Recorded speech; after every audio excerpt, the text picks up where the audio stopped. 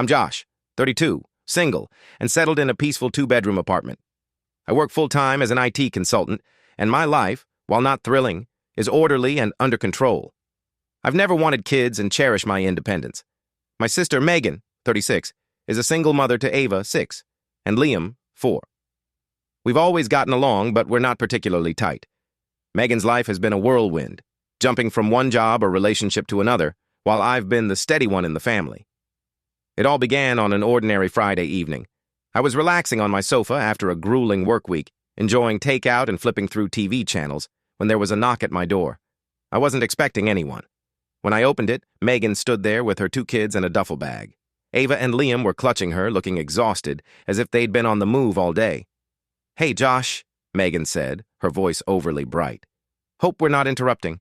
We just need a place to stay for the weekend, just until Monday." I was taken aback, but before I could ask for details, she walked in, her kids following close behind. "The kids have been through a lot, and I didn't know where else to turn. Just a few days, I swear," she added. I paused. My apartment wasn't set up for kids, no toys, no spare beds, and definitely no tolerance for early morning chaos. But Megan seemed desperate, and I couldn't turn my sister away, could I? "Fine," I said hesitantly, "but just the weekend, okay? I've got work, and I can't handle—" "You're the best, Josh," she cut in, throwing her arms around me. "I owe you big time." The next few hours were a mess. Ava was upset because she couldn't find her favorite stuffed animal, and Liam had already spilled juice on my rug. Megan promised she'd take care of everything, but by the time the kids were tucked into my bed, she was glued to her phone, acting like nothing was wrong. The next morning, I woke to Ava scribbling on my coffee table, not on paper, but directly on the wood. Liam was racing around in his underwear, yelling about dinosaurs. Megan didn't get up until nearly noon and shrugged off my complaints about the mess. "Chill, Josh. They're just kids. It's only for a couple of days." By Sunday evening, I was desperate for them to leave. When I asked Megan what time she planned to head out on Monday, her response was evasive. "Maybe after lunch? I'll let you know," she mumbled. I didn't think much of it at the time. Monday morning, I left for work, leaving them in my apartment. When I returned that evening, the place was a disaster. Ava was crying on the couch, surrounded by crumpled papers and crayons, while Liam was in the kitchen, crushing crackers into the floor like it was a game. "Where's your mom?" I asked, trying to stay calm despite the dread building inside me. Ava looked up, tears streaming down her face. "She said she'd be back soon," she whispered. That didn't feel right. I called Megan, but it went straight to voicemail. I tried again. Same thing. I texted her. No reply. My stomach churned. I called our mom, hoping she might know something.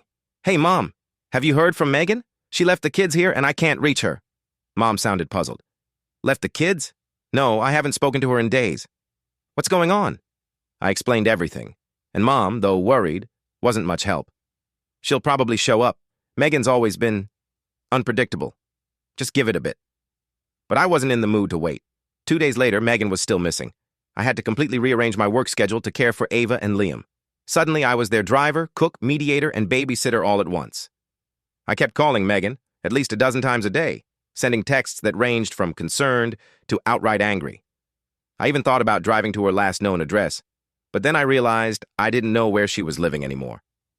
On Wednesday night, after getting the kids to bed, I started investigating. I reached out to a few mutual friends, hoping for answers. One of Megan's old friends, Rachel, dropped a bombshell. "Didn't you hear? She got a job offer in another city. I think she's moving to Atlanta," Rachel said casually, as if it wasn't earth-shattering news. "Atlanta? Are you sure?" I pressed. "Yeah, she mentioned it when we met for coffee last week. I thought you knew."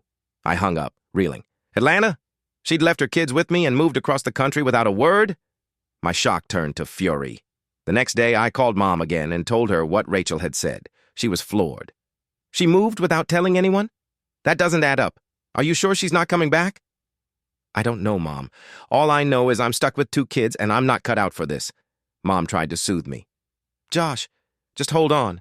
I'll make some calls and see what I can find out." But I was beyond holding on. I started exploring other options. I contacted Megan's last known workplace to see if they had any new contact info. Nothing.